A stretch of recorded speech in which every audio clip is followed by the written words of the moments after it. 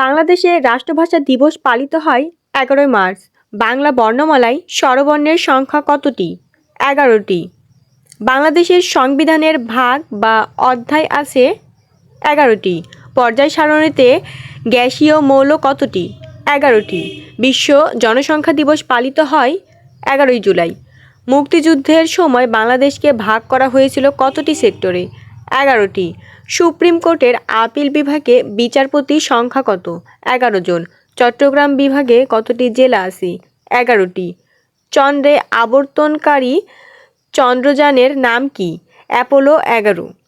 যুক্তরাষ্ট্রে গভর্নর নির্বাচন হয় কতটি রাজ্যে? 11টি।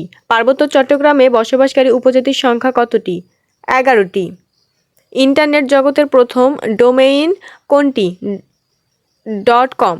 বাংলাদেশের শীতল পানির ঝর্ণা কোথায় অবস্থিত? কক্সবাজার। গরম পানির ঝর্ণা কোথায় অবস্থিত? সীতাকুণ্ড।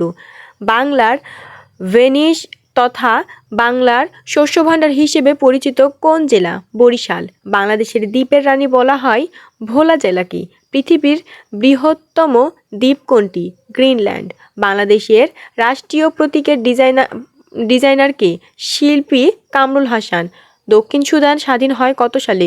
2011 সালে। জাপানের বৃহত্তম দ্বীপ হোনশু।